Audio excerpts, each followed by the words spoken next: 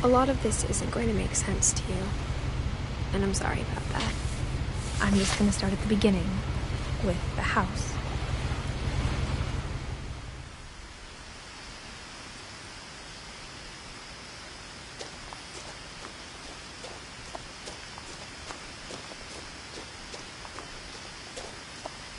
I lived here until I was 11, but I wasn't allowed inside half the rooms.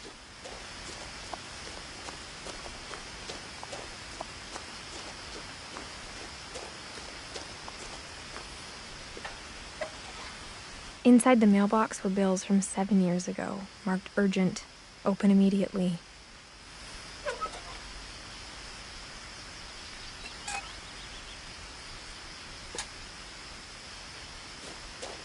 I hadn't been back since my brother Lewis's funeral.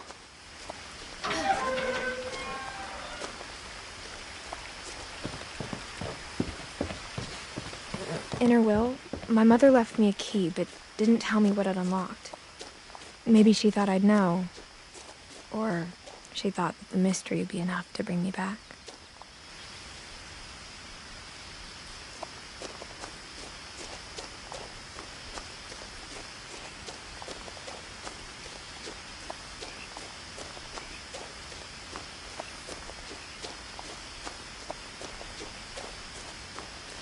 No one had driven this way in a long time, but I saw a few hoof prints.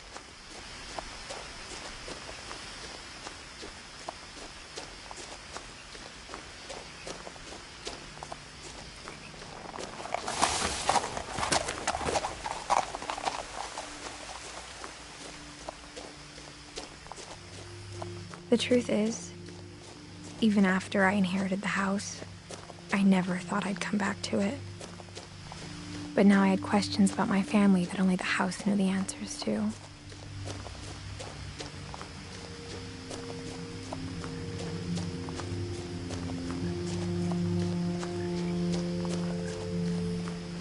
The house was exactly like I remembered it, the way I'd been dreaming about it.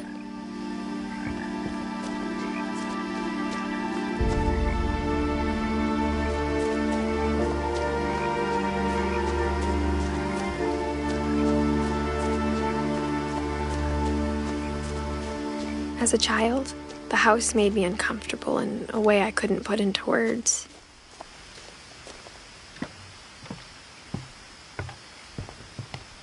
Now, as a 17-year-old, I knew exactly what those words were.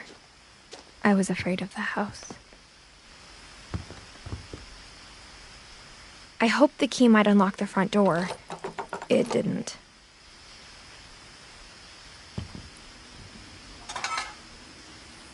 Looking in, I felt like the house itself had been waiting for me.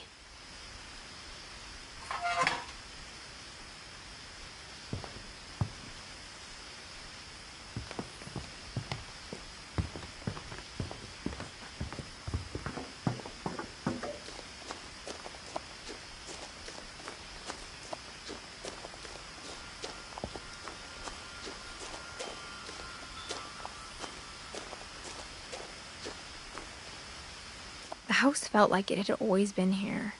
Even the swing set was older than my mother.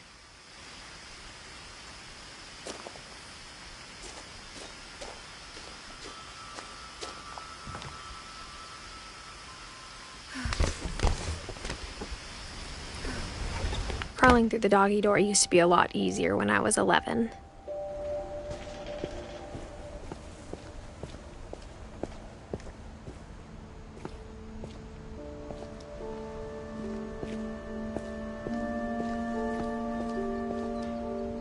The power had been turned off the night we left. For the first time in years,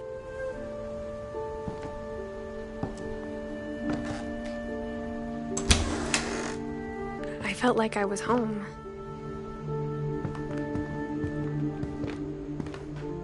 But instead of a family, there were just memories of one.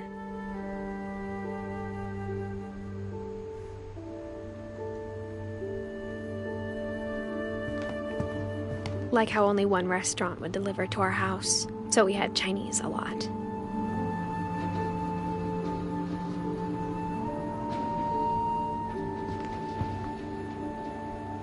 Or how after Louis started working at the cannery, we all got sick of eating salmon. Except our cat, Molly.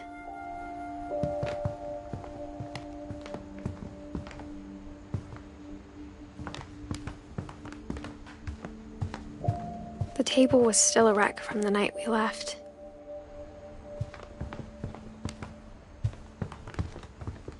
My mom was the only one of us who could imagine Great-Grandma Edie living in a nursing home.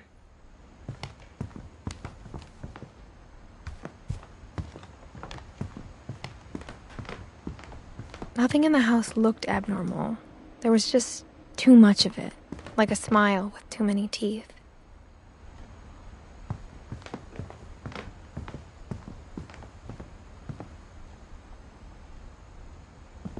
Mom always told me to stay out of the basement, so I wasn't too surprised when the key didn't fit.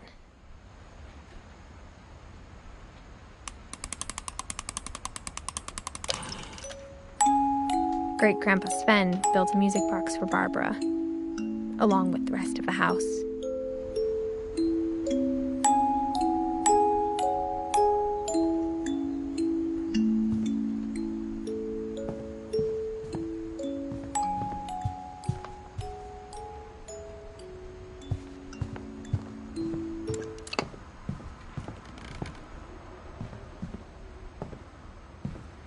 My mom wasn't much of an optimist, but she never stopped believing that my brother Milton was alive.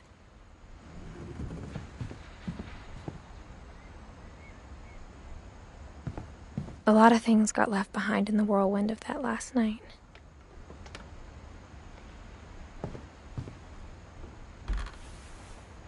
Edie told me once that every Finch who ever lived is buried somewhere in the library.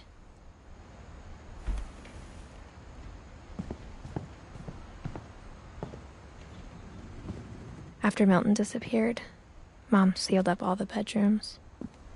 Then Edie retaliated and drilled peepholes.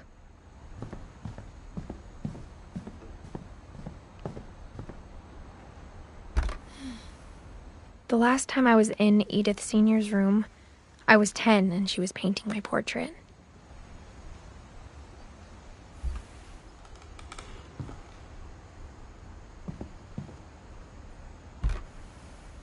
As a kid, I just assumed every house had peepholes and sealed rooms you weren't allowed inside of.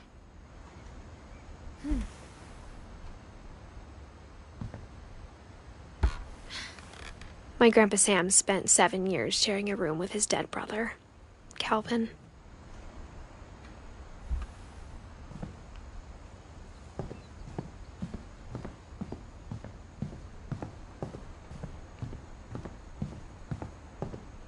Edie's father, Odin, built the original house.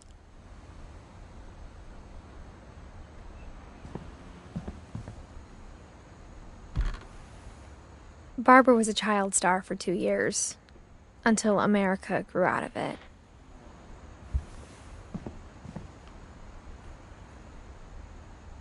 Whenever people ask me about my family, the first thing they always want to know about is Barbara. Mom must have locked the third-floor stairs on the night we left.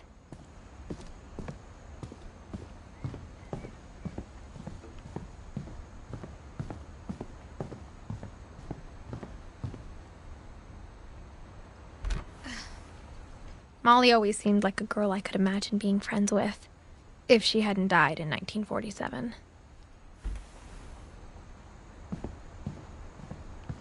I spent a lot of time playing in Great Uncle Walter's room. I think my mom sometimes regretted not sealing it up.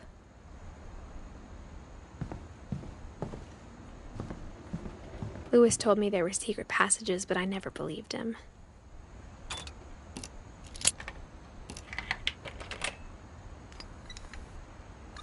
Turns out, my mom was really good at keeping secrets. Now it was time to find out what my mom had been afraid of. From the paintings on the wall, it was clear my brother Milton had been here before me.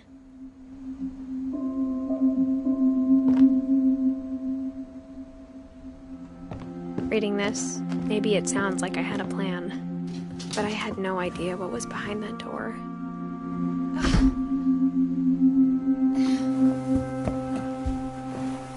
Just like I had no idea where all this was gonna lead. I grew up looking at Molly's room through the peephole. Molly's gerbil had a tiny bedroom with its own even tinier gerbil cage.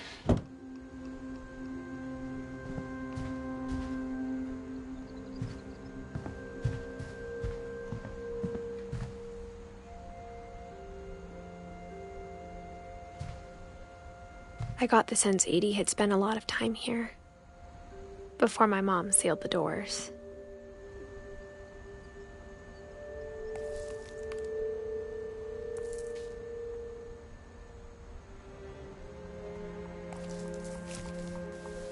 December 13th, 1947. Dear Diary, I'll be gone soon, but I wanted to tell somebody about what's gonna happen. It started when Mom sent me to bed without dinner. I woke up and I was starving, so I looked around for something to eat.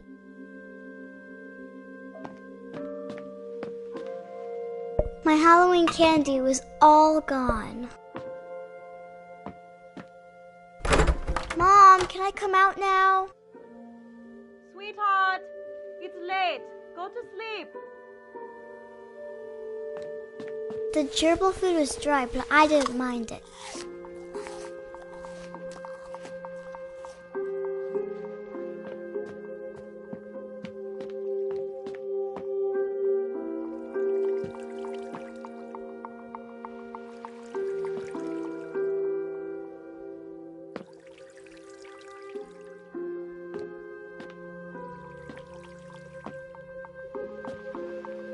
I thought about eating Christopher, but I held back.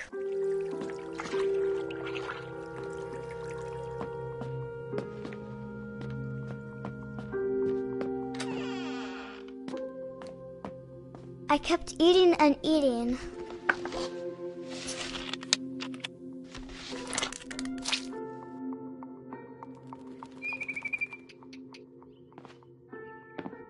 I ate a lot of things that night.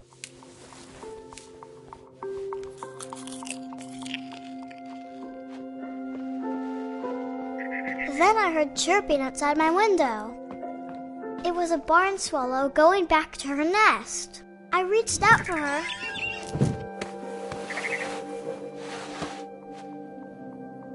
And suddenly, I was a cat.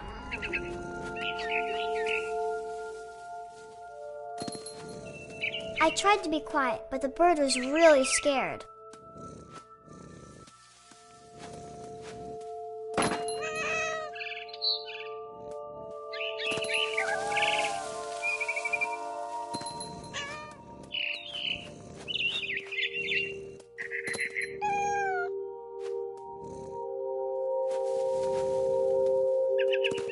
Mom and Dad didn't even look at me.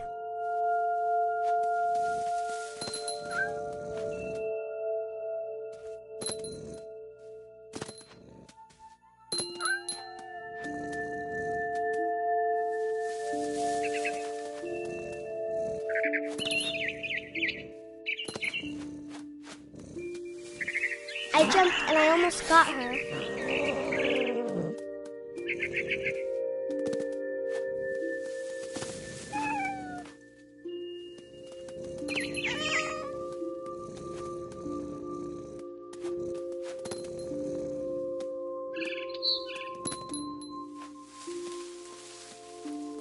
Now I was up in the big tree. I promised Dad I wouldn't climb it anymore. All I cared about was eating that mama bird. I could tell she was getting really tired.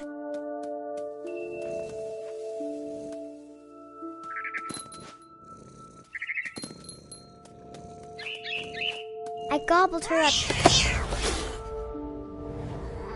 And suddenly, I was an owl.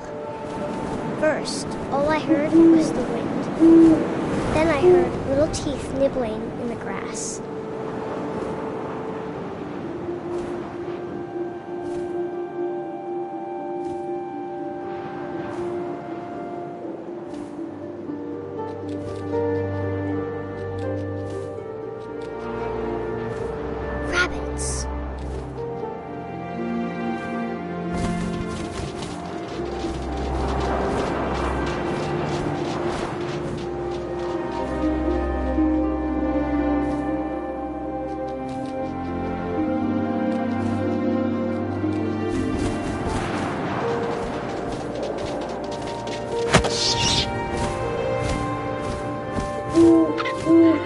imagined his face looking up and seeing mine through my talons.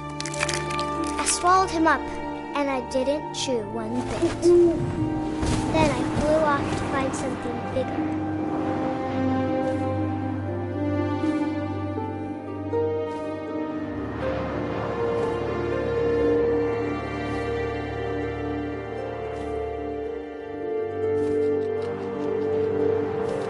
A mama rabbit.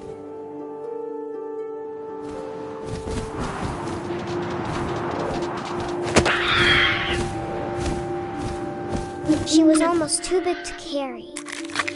I started choking, but I couldn't stop eating.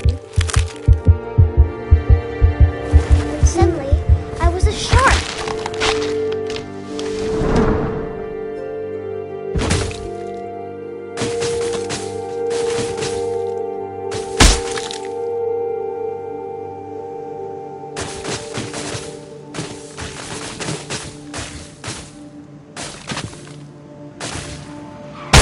I rolled off a cliff and into the ocean. Now, I was hungrier than ever.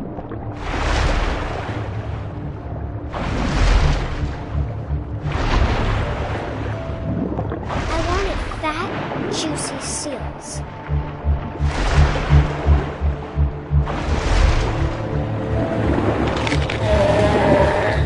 I tore off her flipper, and it tasted really good.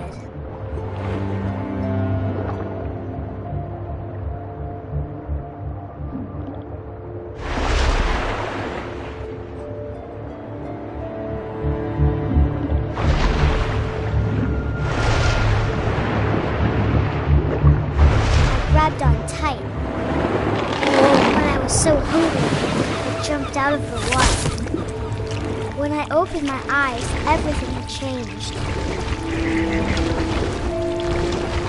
Now I was a monster, and I smelled people everywhere.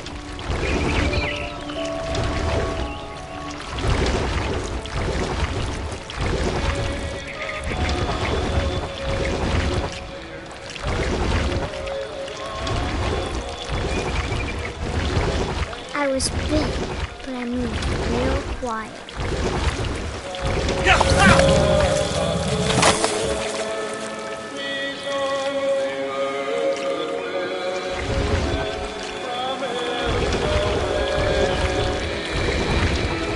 I wanted to stop, but also I didn't.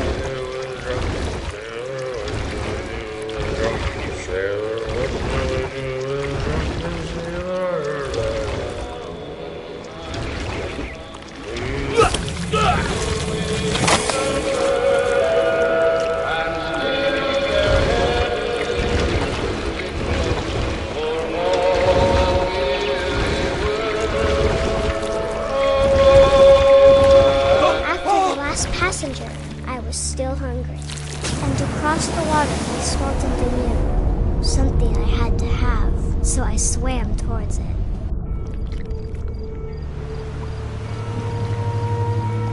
I slithered onto the sand, and the good smell went into an old pipe.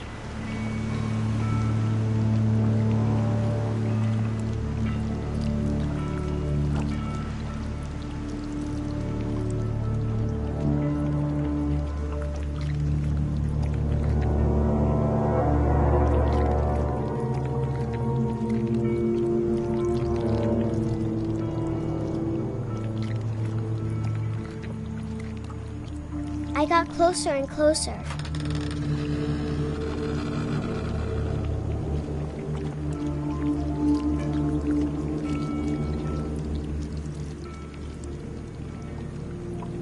All my stomach started growling. And suddenly, I was me again. I held my breath for a long time, but I couldn't hear anything. I think it's waiting for me to fall asleep. But it's not going to wait much longer. It needs to feed, and we both know I will be delicious.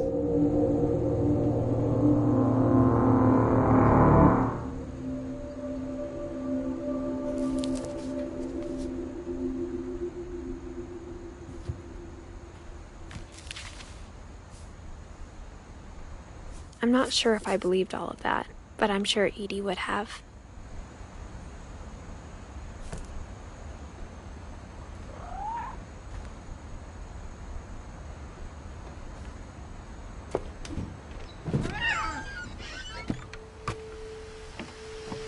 This will be obvious later, but my mom never told me any of these stories. Edie would have, but Mom didn't like bringing up the past. Though, when we adopted a stray kitten, she was the one who named it Molly. I spent a lot of time in Great-Grandma Edie's room. We got along, and it was a good place to hide from my mom. Edie gave a big interview about a mole man living under the Finch house. My mom was furious. Louis died a week before we left, but Edie had already started to memorialize him.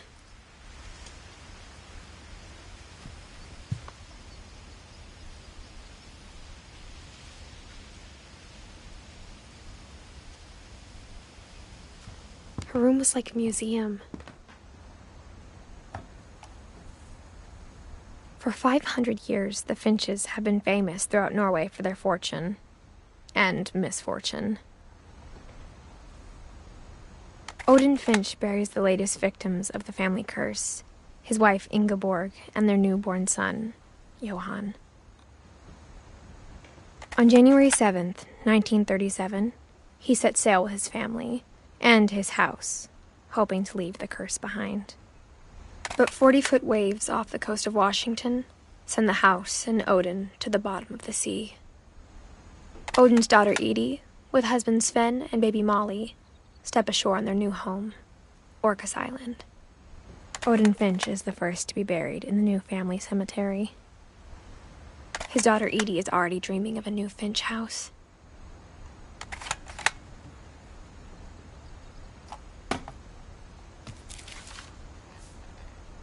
Whatever's wrong with this family, it goes back a long ways.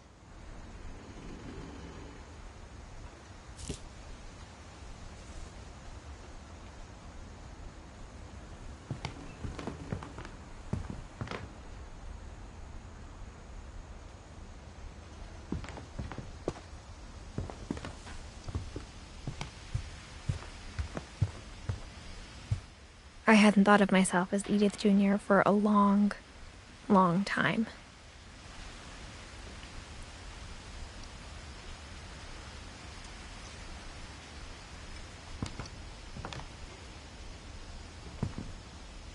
When Edie told people Sven was killed by a dragon, she could also have said he was building a dragon-shaped slide that collapsed. She could have, but she didn't.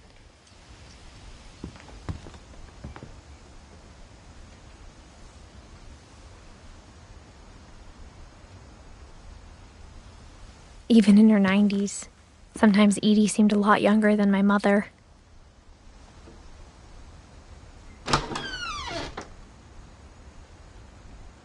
The only trace Grandpa Sam's first wife Kay left on the house was the pink bathroom.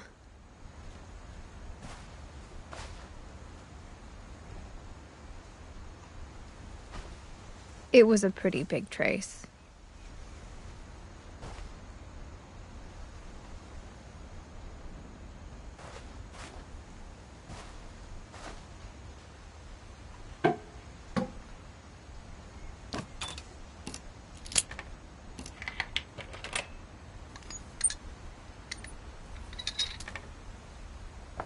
There's a secret in this bathroom. It's in the last place you would look. It isn't in the cupboard. It's hidden in this book.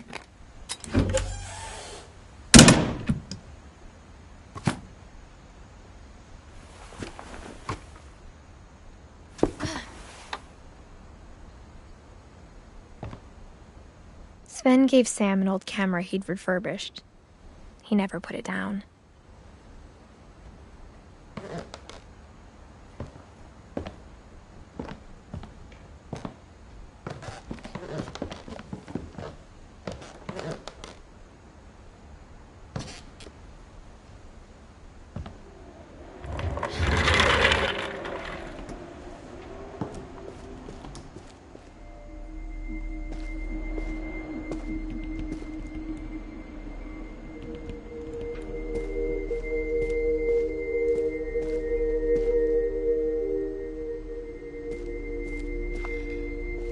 I knew Grandpa Sam had a twin, and that he never talked about him.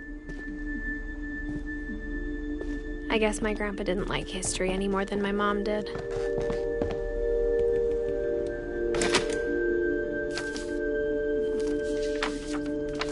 How I Want to Remember My Brother by Sam Finch. The thing I remember is that when he made up his mind, that was it.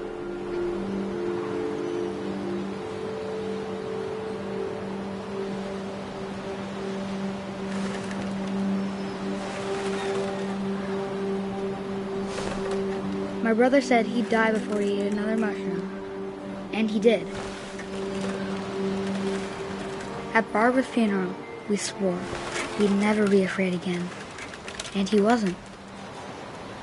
I think Calvin always wanted to fly.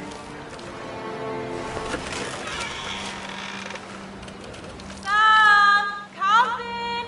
Dinner's ready! Coming! But that day, he finally made up his mind to do it. I told him going around was impossible. Maybe if I hadn't said that. Calvin! I'm not gonna tell you again! Maybe if the wind hadn't picked up. Then maybe he'd still be here. But I doubt it. I think he'd already made up his mind. That's what I want to remember about my brother.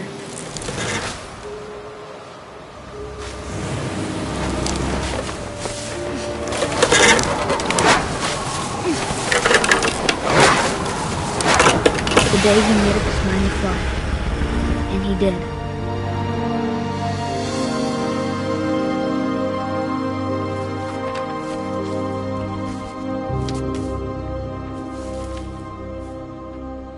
Calvin's story felt strangely familiar. When I was younger, I remember trying to do the exact same thing.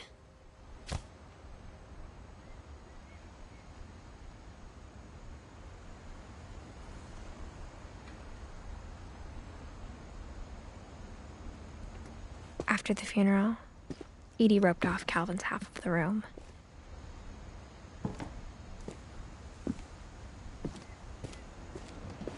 Mom said Grandpa Sam enlisted at 18 and never set foot in the room again.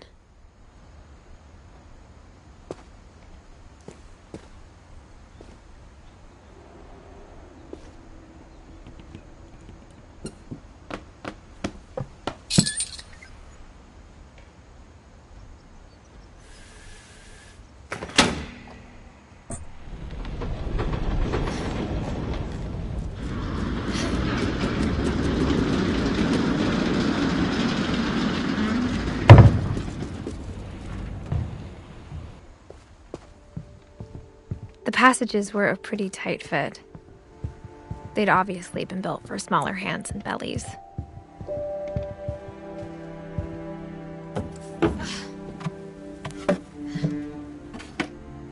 Growing up, I always thought of Barbara as a child star.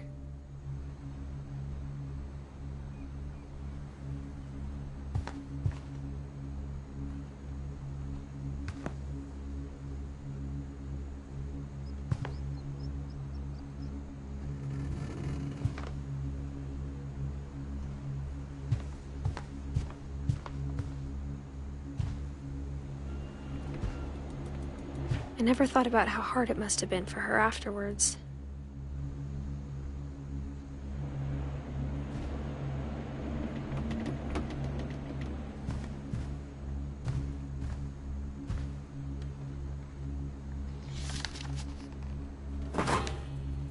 Of all the stories people wrote about Barbara's death, I'm surprised Edie saved this one.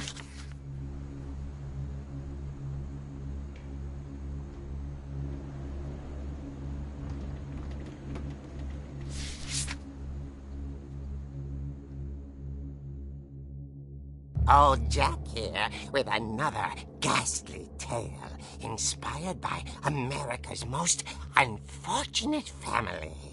I'm calling it The Surprise Ending of Barbara Finch. As a child star, Barbara was famous for her scream. Now at 16, she was all washed up. A has-been. But in a lucky break, she'd been asked to perform her signature scream at a local convention for monster movie fans. It was just the boost her career needed. Unfortunately, her scream hadn't aged well. Getting better. I think you just need the right motivation. Her biggest fan and current boyfriend, Rick, was about to demonstrate when... Now that was a great scream. It was Barbara's father, Sven. He'd slipped into a table saw and had to be rushed to the emergency room. So Barbara got stuck babysitting her youngest brother, Walter. Her convention comeback was cancelled. Okay, I'm hearing frustration, but I'm not hearing terror. What if I tried... A gang of hoodlums in Halloween masks have been terrorizing Orcas Island tonight. Police are urging residents to... That came from the basement. You're right! Also, I loved your delivery on that. Why is your basement door locked? Because my dad likes making puzzles and secret passages. There's a key hidden in the music box. The secret is to keep winding and winding until finally the key pops out. Thanks, babe. I'll be back in a sec. 20 minutes later, Rick hadn't returned. So Barbara went to look for him, right on cue. She reached for the music box. And as she wound the key, she listened for Rick, but the house was silent.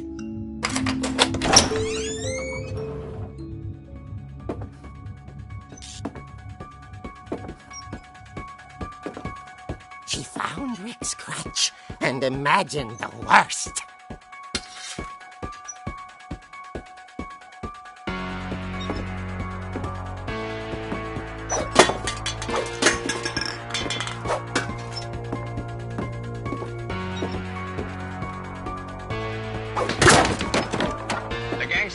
Infamous Hookman killer, Dr. Carl Hamill, who impaled and then ate his family 10 years ago tonight.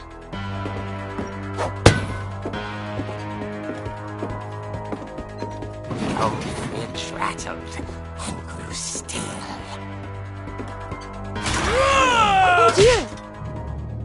Oh! Rick? Barb, relax. I was just trying to scare you to help you find your scream. Well, I'm not scared, Rick. I'm furious. Then act furious. All I'm getting from you now is that you're hurt and confused and you're... She threw him out, but she kept a little something to remember him by. Barb, have you seen my other crutch? And she was still holding it when she fell asleep watching the late picture show. Hours later... Barbara! Walter, what's going on up there? Ah! Okay, I'm coming up, but if this is a trick, you're dead, Walter.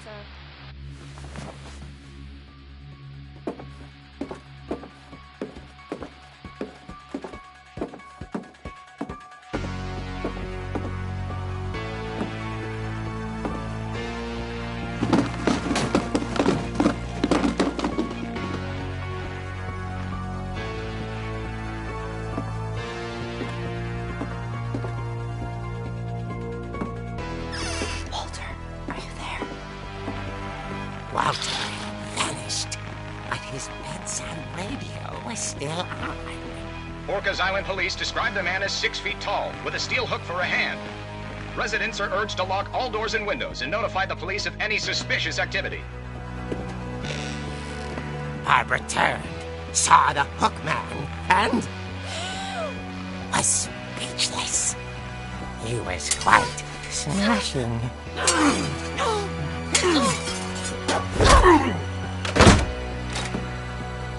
And he was. He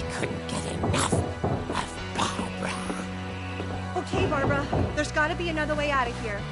That night, she played her part beautifully.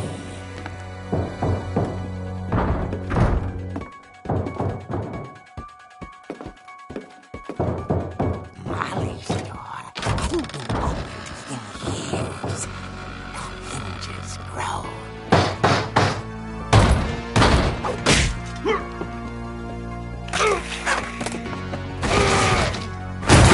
He wasn't moving, but she sensed the story might not be over yet.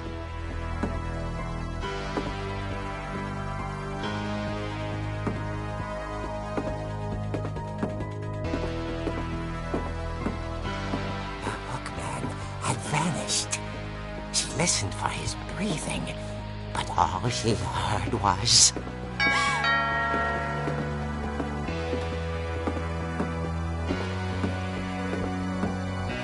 At the door, she heard whispering. It was coming from inside the house.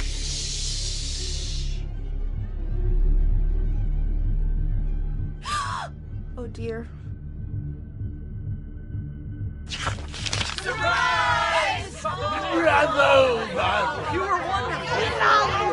The monsters had come to surprise her. For Barbara, it was a dream come true. Then she saw what kind of monsters they were, and she realized what was about to happen. She was going to be famous. And with her final breath, Barbara Finch gave the performance of her life.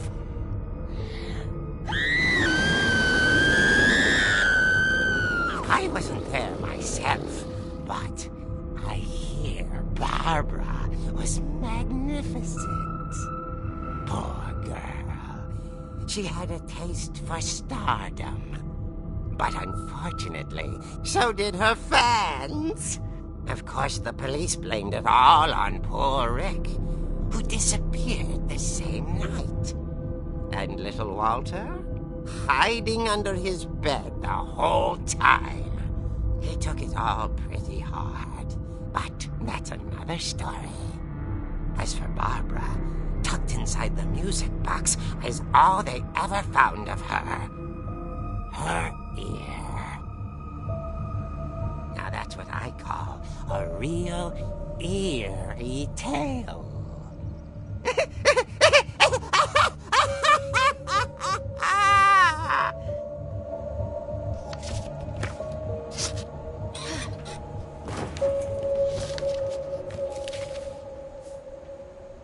Edie told me all Barbara wanted was to be remembered, as absurd as that comic was.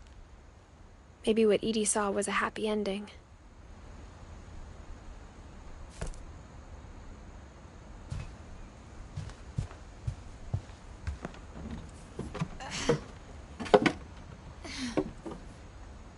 I guess now I know why Mom didn't like me playing with the music box.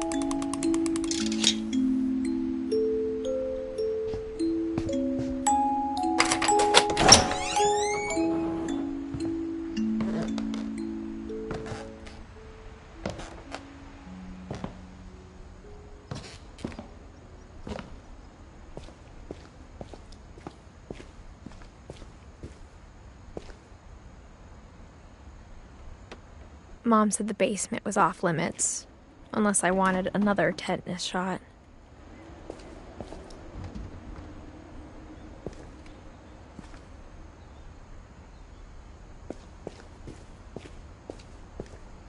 I saw Edie sneak down to the basement once, carrying packages. I thought maybe she was hiding presents. It turned out she was hiding a lot more than that.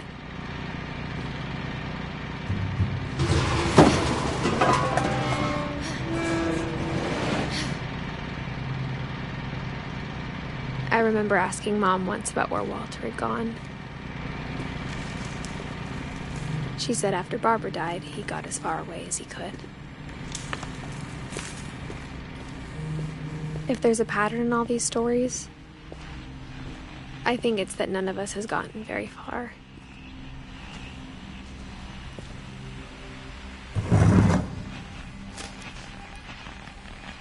Goodbye, everyone. I can't believe I've been down here for 30 years. On that first day, after the shaking started, I didn't think I'd survive a week.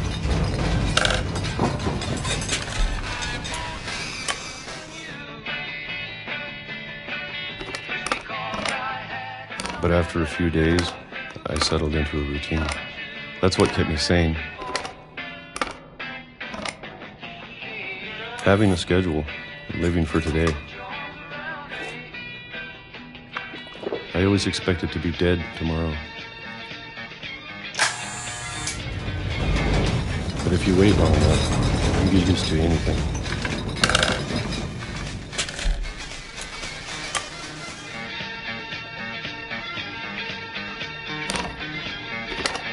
Even a monster on the other side of the door starts to feel normal. Almost friendly.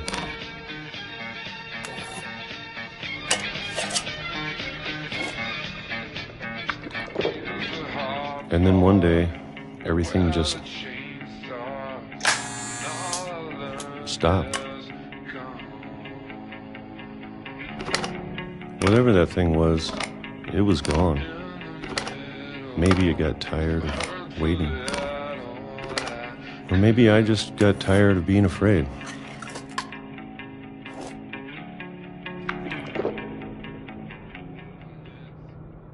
It's been a week now, the longest in 30 years. I'm done waiting. I have to leave while I still can.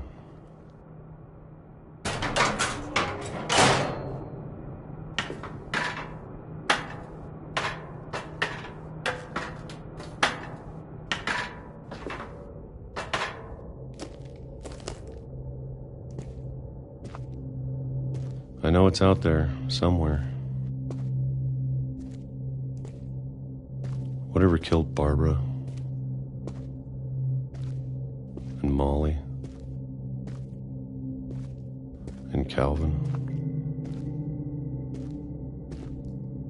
Maybe this is all a mistake. But I need to stop living the same day, even if it kills me.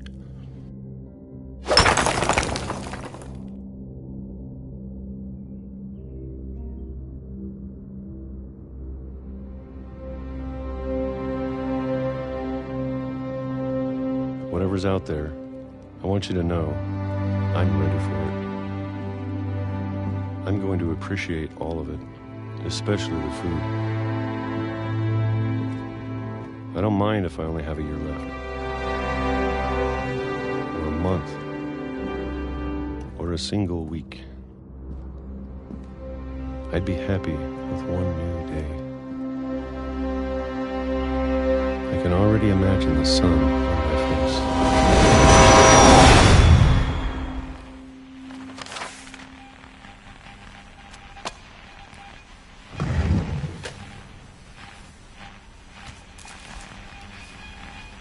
Walter died when I was 6. I can't believe my mom never told me he was down here. I'm sure my mom was trying to protect me.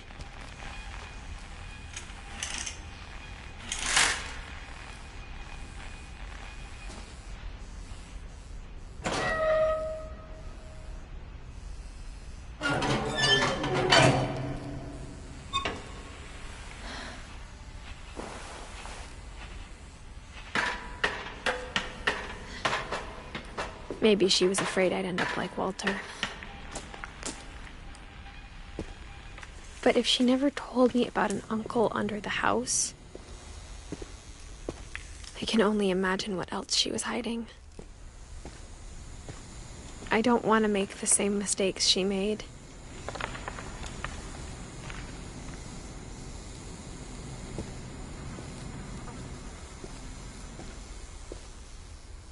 Trying to bury something that's still alive.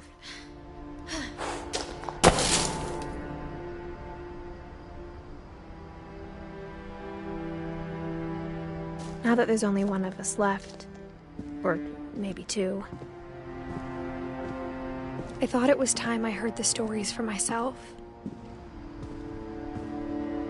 and found out what happened to everyone else. But now I'm worried the stories themselves might be the problem. Maybe we believed so much in a family curse, we made it real.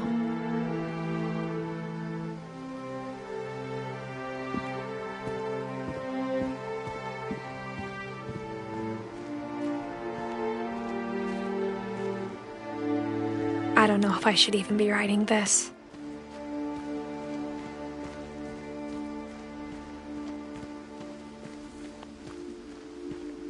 Maybe it'd be better if all this just died with me.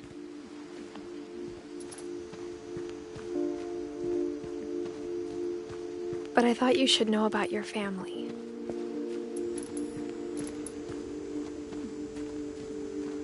And the history you're a part of. Though to be honest, I feel as lost as you probably do right now.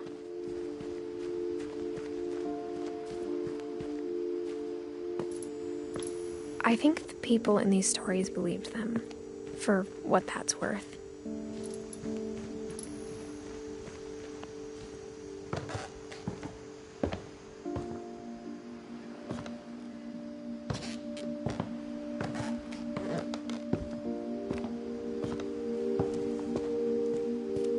And when you look at the house, that history of imagination and stubbornness and madness, any of it seems possible.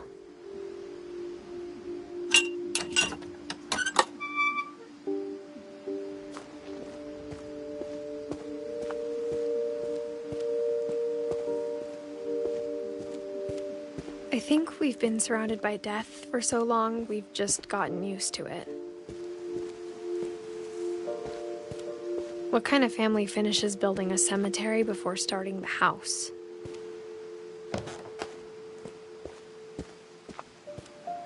It's embarrassing for me to admit this, but the pet cemetery made me more uncomfortable than the human one. 3 of the gerbils were mine, and 2 had been my fault.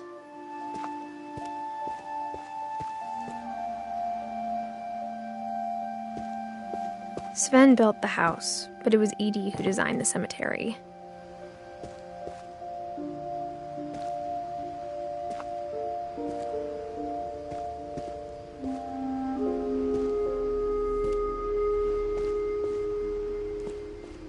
I'm sure Odin's monument had been Edie's idea. My mom was always trying to move on, but for Edie, the past never went away.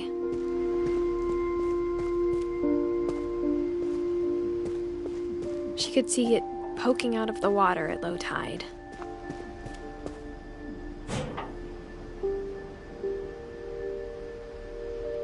Edie said she dreamed about the old house every night.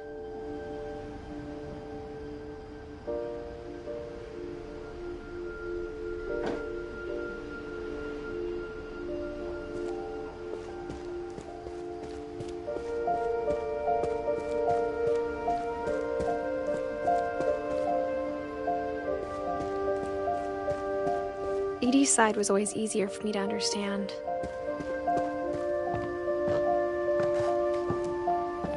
But the older I get, the more I can see where my mom was coming from. Her dad had been pretty strict, but it wasn't enough to save her brothers. She was just trying to do better.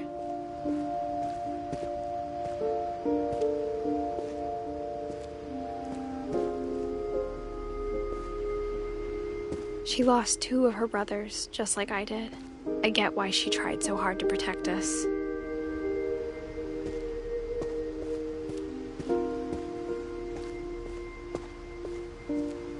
There's so many things I wish I could ask my mom now. Part of me thinks this is what she wanted all along. For me to come back someday and find everything out for myself.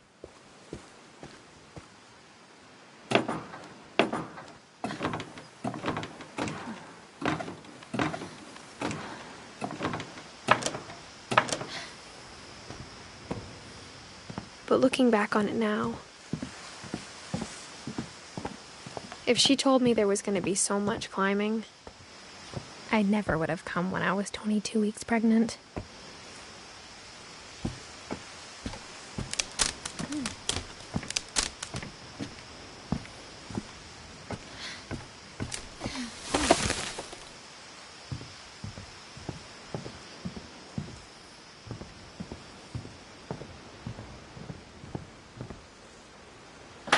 I never met Grandpa Sam, but I think he and my mom had a lot in common.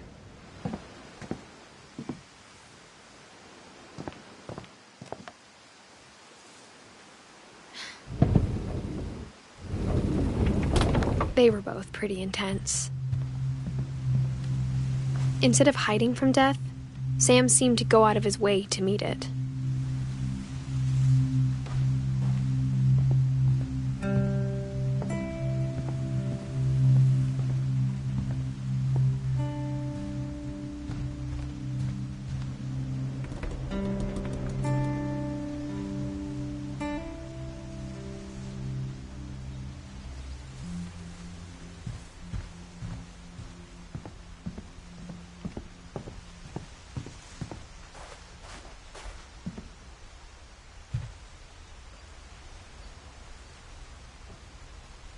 Sam spent his life shooting photos, but Mom said he got nervous being in front of the camera. I guess we're all afraid of something.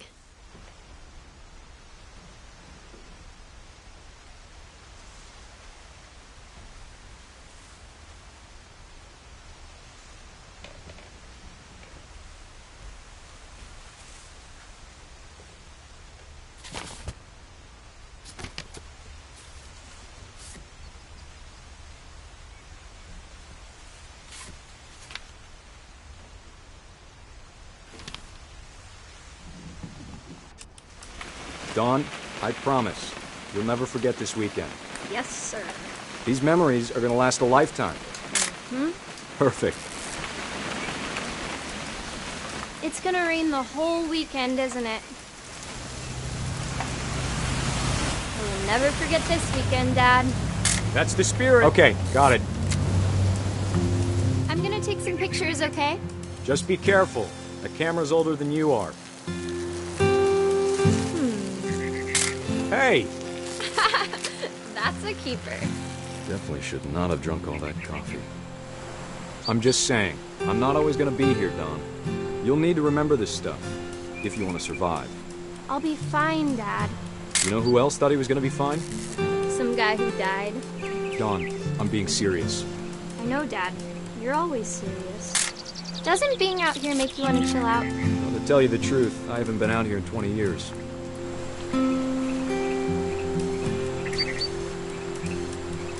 Dad! Good eyes, Dawn.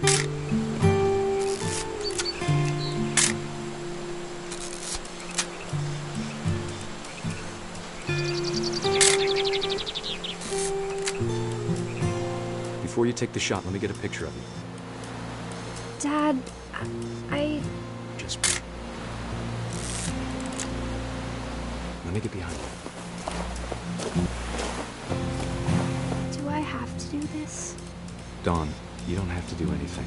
But if you want to survive, you'll need to be strong. Great shot, Dawn!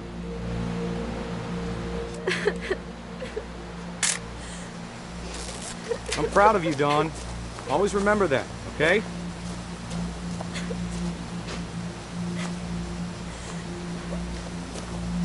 Dad, it's twitching. I think That's it's totally normal, Dawn. Just focus on the camera. Try not to think about... Dad!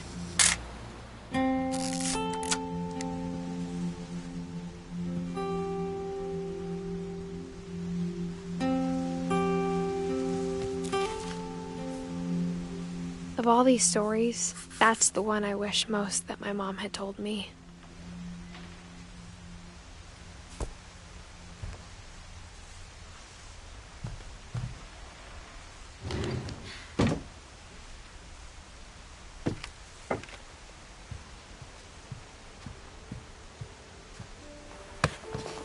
After Sam died, my mom and Edie got really close. They'd both lost a lot.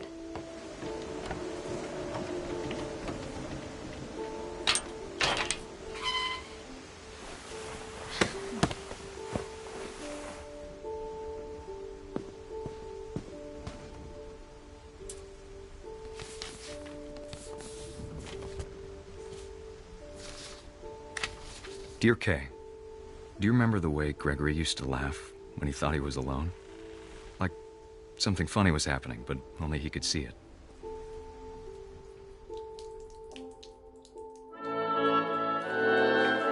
I think he saw things the rest of us don't.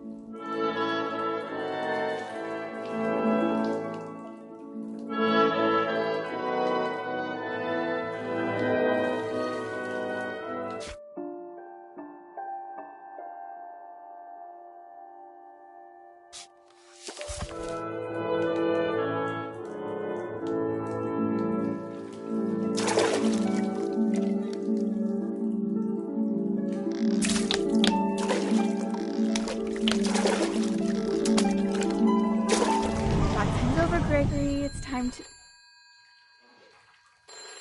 Hold on, sweetie. Hello? Sam, I told you I don't want to talk right now. I wonder what he saw. What his world was like.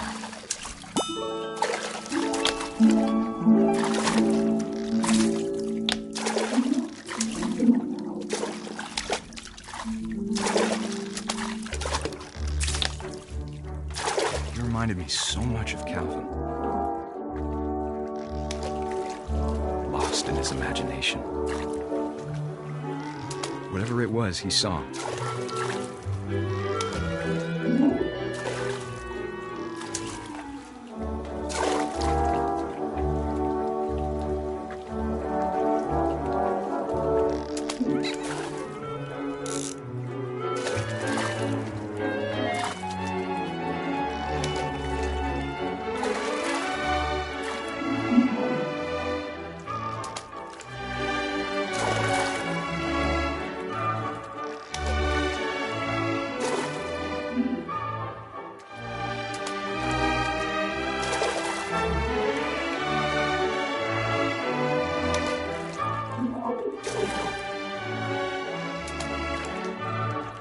Sure made him happy.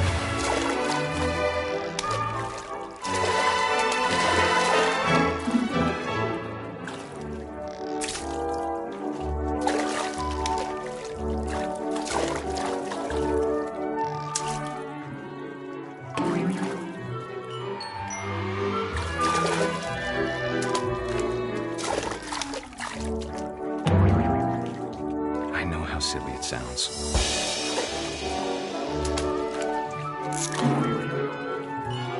I worried about a baby being too happy. But I could feel him slipping away.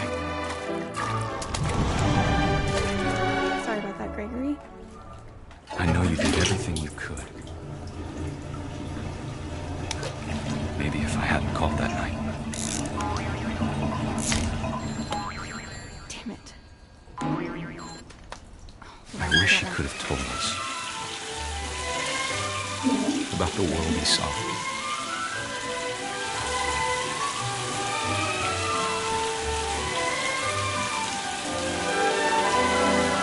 There's so much I don't understand about Gregory, about everything.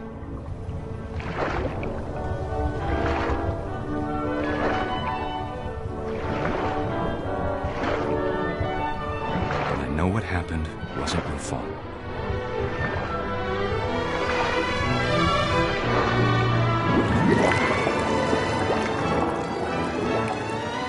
I'm sure he's happy.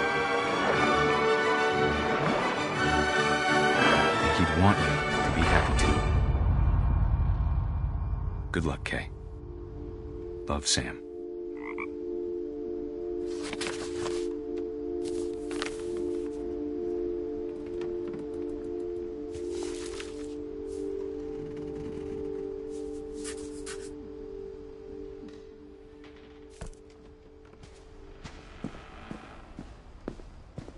I can't imagine my mom ever writing poetry, and yet... A poem for Gus, who always said the wedding was a bad idea. Our father never hit us kids, at least not very hard, before the day my brother said with teenage disregard that he'd be dead before he'd see a wedding in our yard.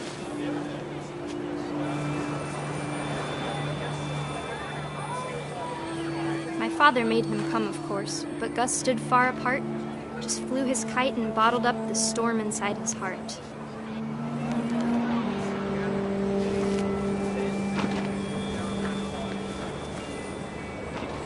I tried to talk him out of it, but though he'd never met her, "We don't need a stepmom," were the words that I now pronounce you husband and wife.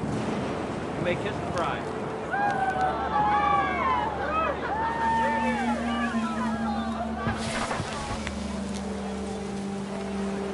When the time for photos came, Dad ordered him to come here. But Gus declined, and as a sign held up his middle finger.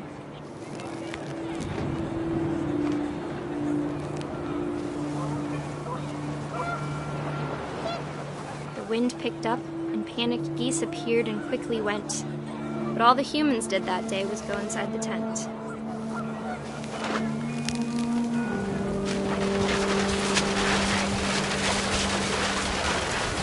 The rain came down in buckets then, but no one seemed afraid that nature might destroy the tent our dad had crudely made.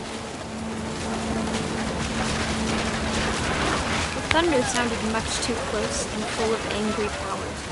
But all my father said to this was, "Make the music louder."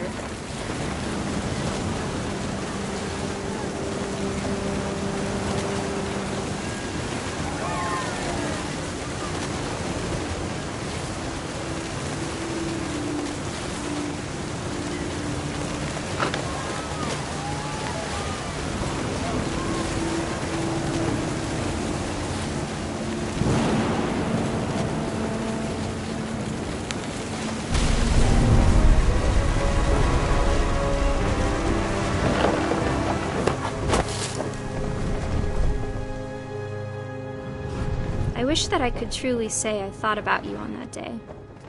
Out there on the beach alone, just you, the wind, the sea, and foam. But I didn't, until we found you.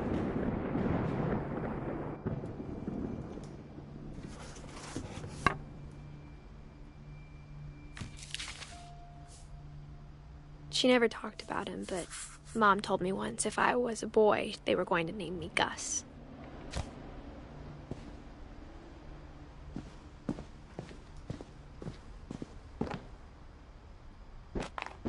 My mom moved up to the loft after her brothers died. At the time, it was as far away as she could get.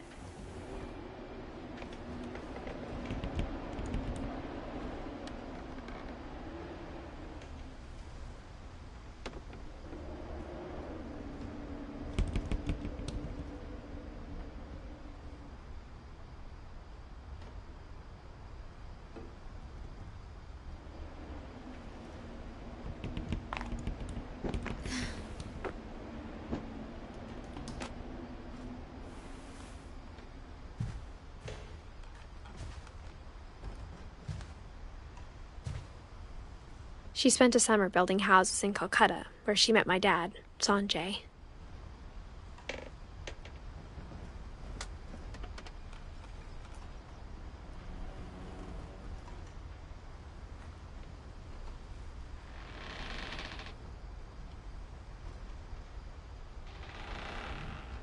My mom moved to India a week after graduation and got a job teaching English. Louis was born a year later.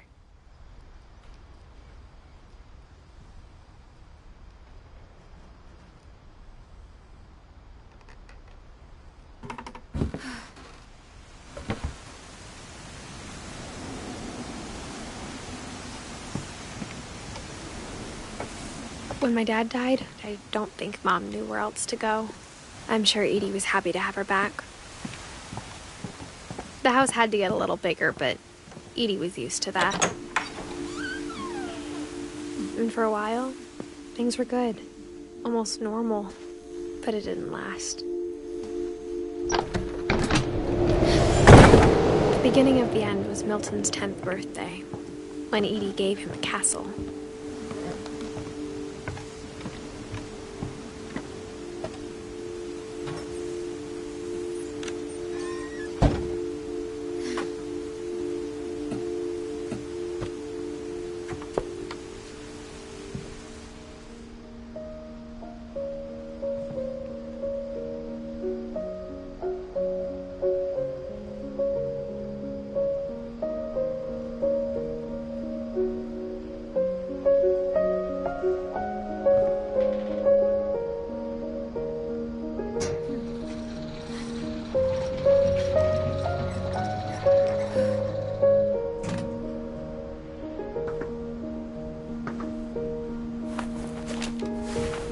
Milton Finch in The Magic Paintbrush.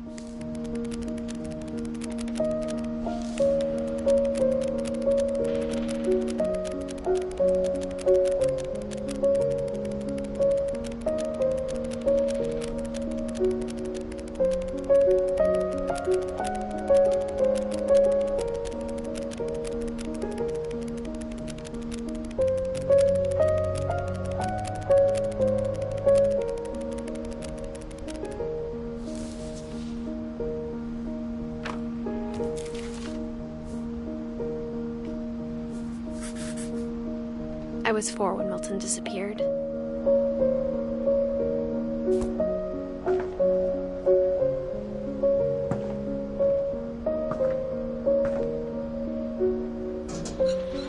Mom spent months searching for my brother.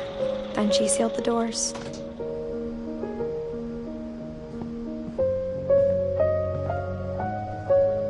Whatever Milton had found in the house, Mom didn't want it getting out.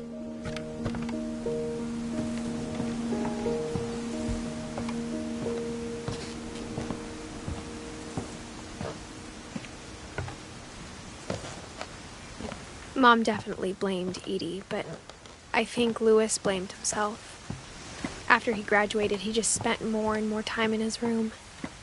Until Mom got him a job at the cannery. Everyone always told me to stay out of Louis's room. Except Louis.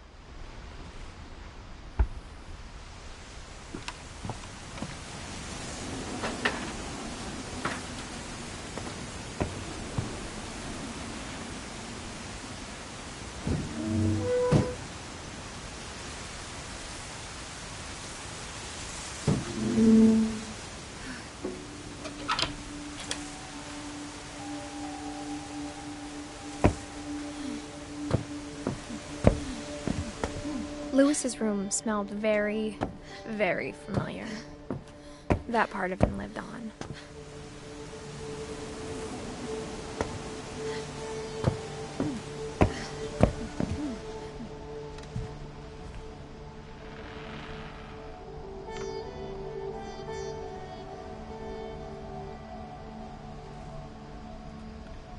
Louis and I spent a lot of time playing games together, but he was surprisingly bad at them. He died a lot.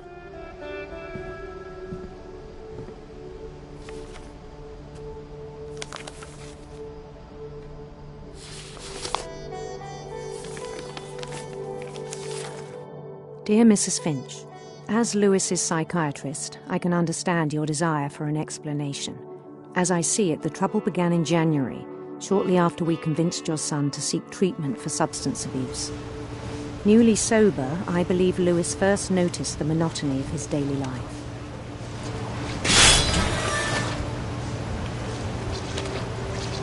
He kept working at the cannery. But he withdrew part of himself. In our sessions, I saw the same behavior. His mind began to wander. I asked him to describe it. He said he started small. imagining a labyrinth. He'd feel his way about. Then something moved. Bats. And toads. And things that have not names. He knew it was all in his head. But he took it very seriously. I had hoped he'd find himself.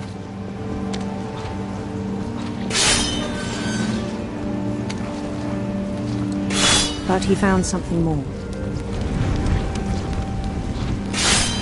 I worried about him then. Daydreaming at the cannery. I spoke with his boss. But he said Lewis had become a model employee. Methodical, tireless, focused. Like a whole new Lewis. So I let him go on.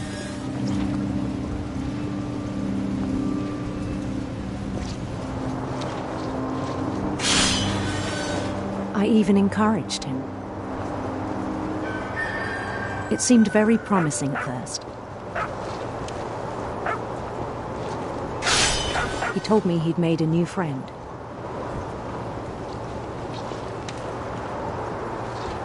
On the edge of a city he named Lewis Topia. He built the city up slowly, brick by brick.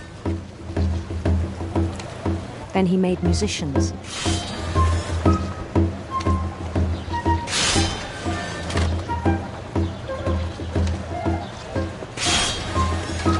And songs for them to play. He talked about starting a band.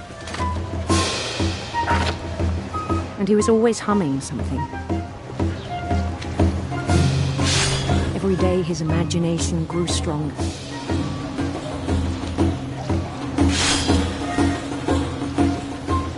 He no longer spoke at the cannery. But his chopping was as reliable as ever. Then one day it struck him that all the cheering crowds, even the stones under his feet, were all in his imagination, so he could do whatever he wished.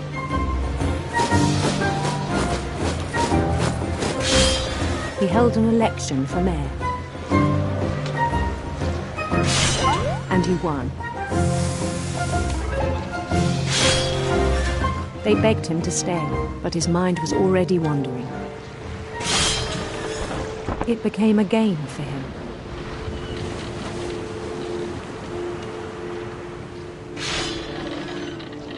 He'd conquer a city, then immediately push on.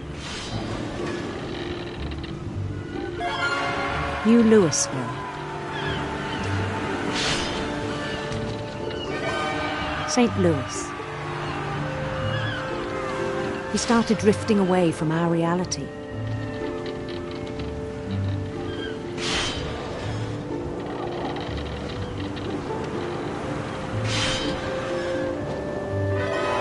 Minneapolis, until one day he forgot to go home from the cannery. Even as his mother pleaded with him, part of Lewis kept sailing on.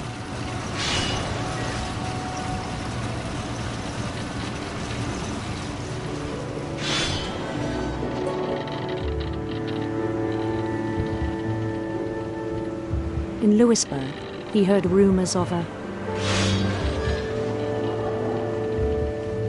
handsome queen.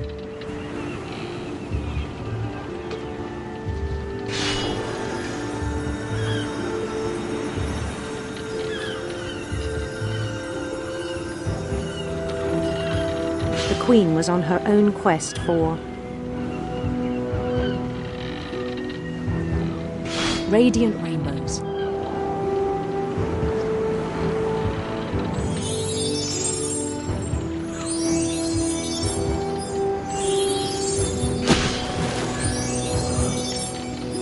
He followed the sound of her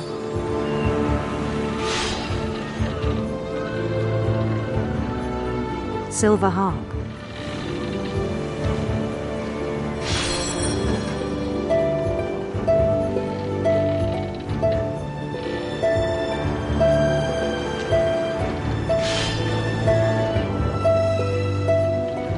His chase led him to a golden palace east of the sun and west of the moon. Even then, his logic remained sound.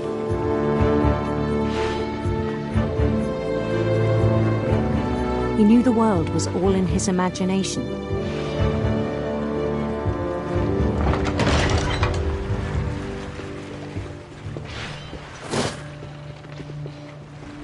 But he was so proud of having created it. In his own eyes, he'd become something greater than a king.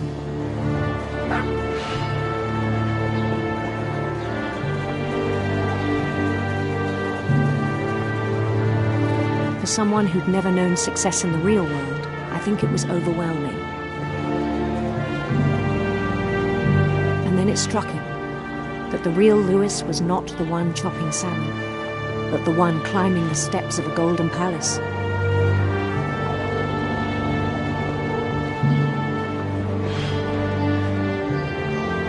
My imagination is as real as my body, he told me. It was hard to argue with him.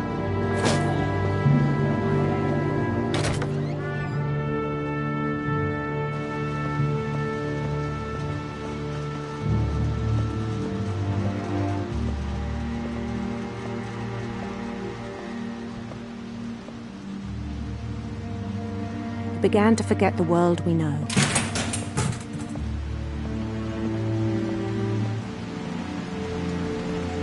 I think it pained him to remember Lewis, the cannery worker.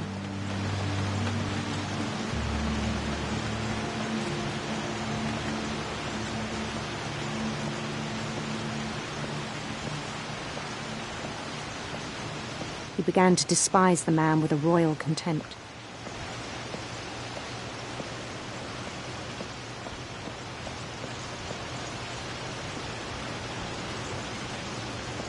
I still thought I could save him. Even after he said he was being crowned king over all the lands of wonder.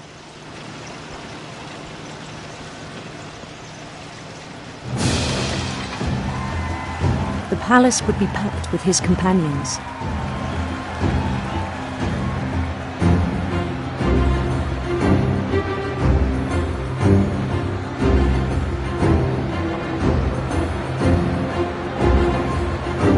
Including the wise Calico who'd insisted on inviting him.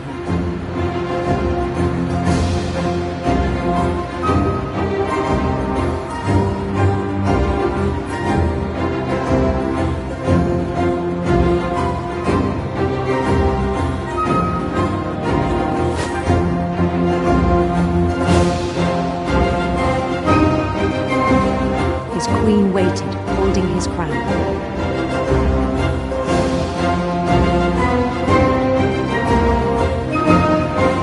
There was only one thing left to do.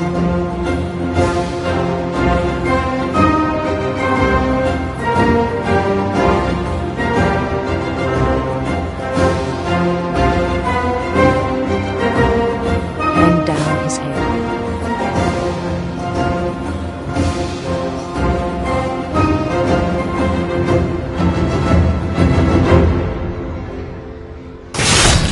And the rest I think you know. Mrs. Finch, your son was a kind man who will be missed by all of us who knew him.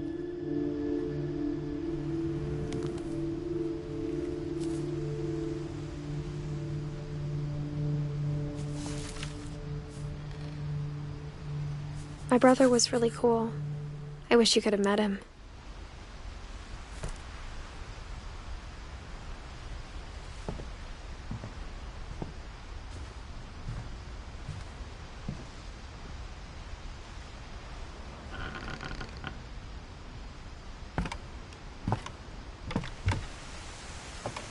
On the way back from Lewis's funeral, my mom told me to start packing.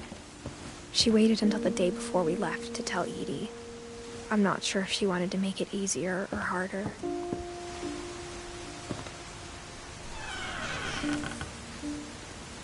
I wish we'd stayed. But I understand why we left.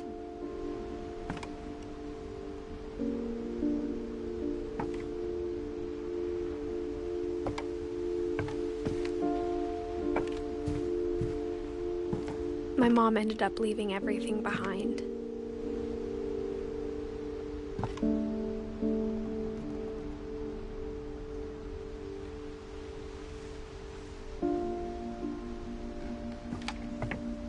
What happened that night had been coming for a long time. Maybe it should have come sooner.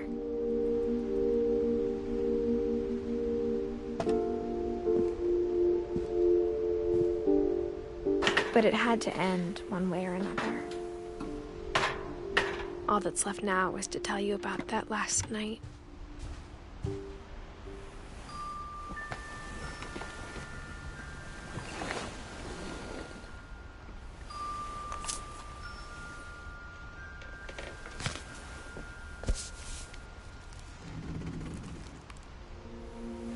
That whole last day, Edie just watched us pack and didn't say a word. Until supper, when she raised her glass and said, "To our final night together, and all our final nights apart." Grandma, you know what I said about alcohol. Some of your medications are very Edith, specific. I left a present for you in the hallway. Why don't you go open it? The grown-ups have to argue now. I'm sorry, you're right. We're all leaving tomorrow. Let's just enjoy our last... I'm not leaving. Edith, you're excused.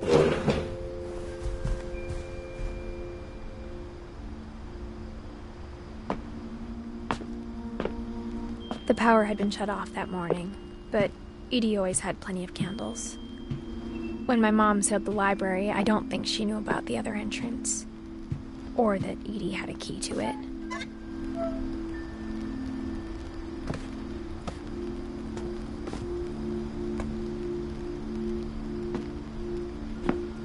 That thing you're afraid of isn't going to end when you leave the house. Edith has a right to know these stories. My children are dead because of your stories. I think it's best if Edith and I leave tonight. We'll have the nursing home send a van for you in the morning, okay?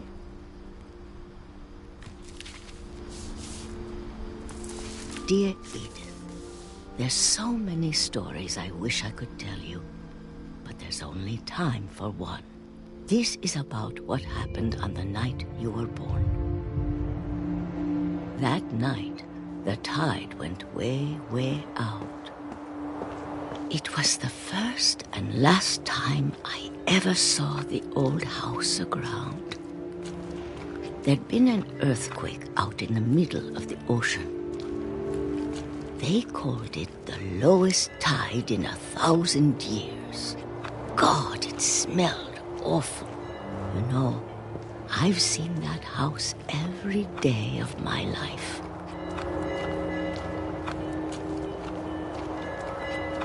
But I never thought I'd go back to it. When the fog rolled in, I lost my way.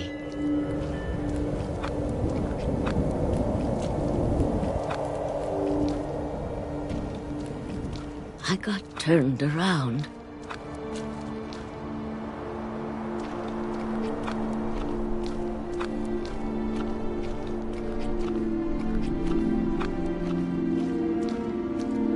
For a while, I wandered.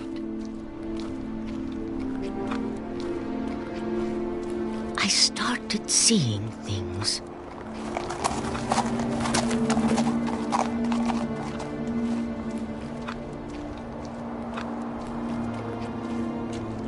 Things I'd forgotten had ever existed.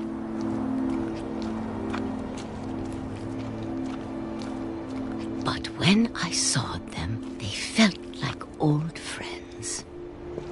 That night, a lot of things came back to me.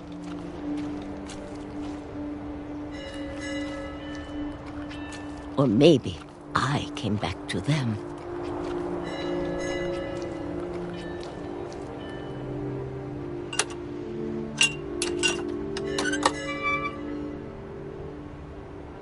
Things I can't explain, but that I need you to try and... Edith, what are you doing in here? It's mine. Edith! Mom, you're gonna rip it! Let go! I kicked and screamed, but Mom dragged me to the car. I never saw Great-Grandma Edie again. The next morning, the van came to pick her up, but she was already gone. After that, we moved around a lot.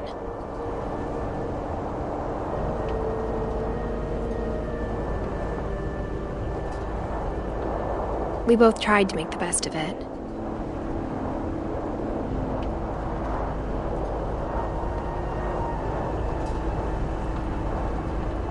A few years went by.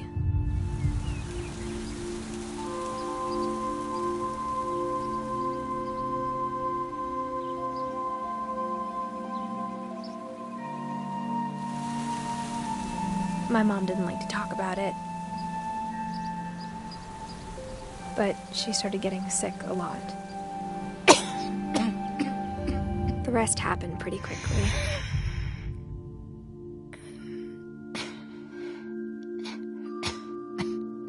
She got better for a while, and then she didn't.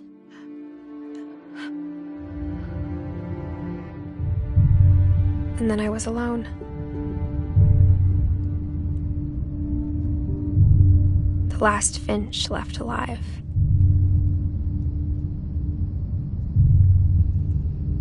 Until I found out about you. I'm still not sure what to tell you about all this. If we lived forever, maybe we'd have time to understand things. But as it is, I think the best we can do is try to open our eyes and appreciate how strange and brief all of this is. This journal was supposed to be for you. But now I hope you'll never see it. I just want to meet you and tell you all these stories myself. But I guess if you're reading this now, things didn't work out that way.